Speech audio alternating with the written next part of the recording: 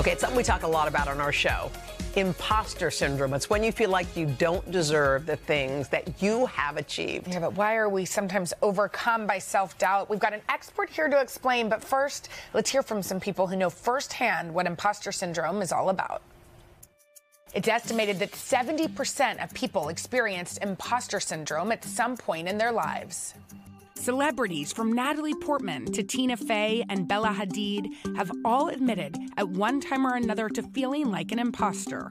Even former First Lady Mrs. Michelle Obama spoke about it while promoting her 2018 memoir, Becoming. Young people nowadays call it imposter syndrome. I had to work to overcome that question that I always ask myself, am I good enough? That's a question that has dogged me for a good part of my life. Am I good enough to be the First Lady of the United States? And I think that many women, and definitely many young girls, walk around with that question. I first started as a young lawyer at a large corporate law firm.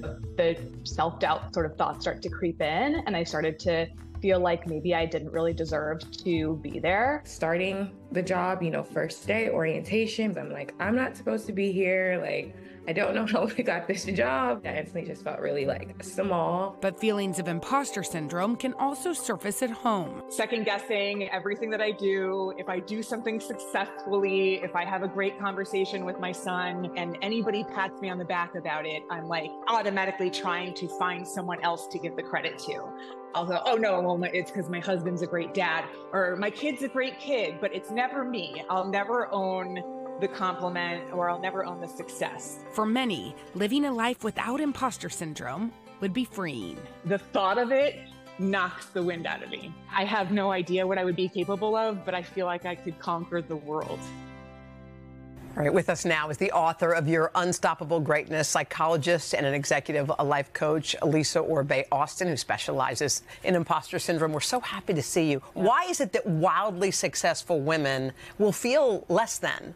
Yeah, oftentimes it's not when they become successful. They've been feeling it all the way along their life. So when the success comes, it has just added to that feeling of I don't belong here. This is just another moment in which I don't deserve this. And so the wild successfulness sometimes make it harder because it is very public sometimes, and people are sort of fearing people are going to question whether or not you actually why you deserve that. It's so interesting what we say to ourselves. I know Mrs. Obama wrote about this. Yeah. It's sometimes the voices of the critics, whether it's the teacher or and when you're in a public job, people out there on Twitter or whatever it is saying oh, you don't deserve where you are, that then you repeat those words. Yep.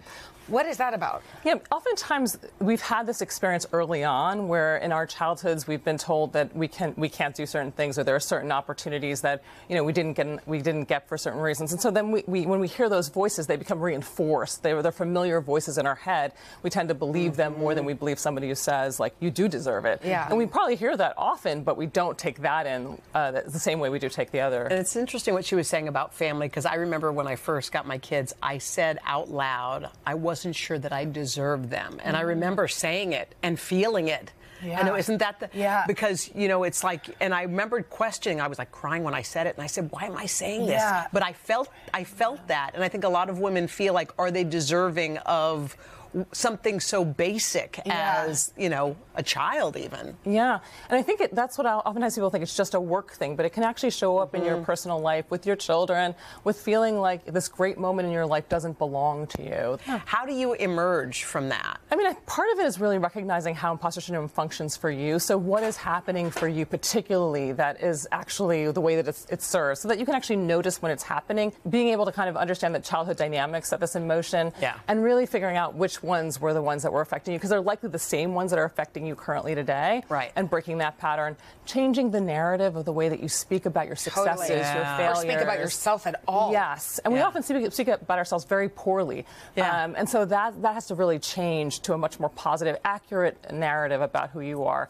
It's also really important, we often do a lot of this alone, so it's very important for us to be able to kind of have community around us and be able to find people that can actually support us in a very positive narrative about what we do. I was just curious. You said there were three specific types of childhood experiences. Yeah. What are those three? So the first one is being the intelligent one in your family. Yeah. So the one in the family that was actually really thought of as smart. And so when things didn't come easy to you, you thought, oh, I'm not as smart as everyone thinks I am. Or the hardworking one, which is the one who didn't get labeled as smart, but everything had to come as a result of really hard work. And so you didn't necessarily get to see the natural things in which you are gifted at or skilled at.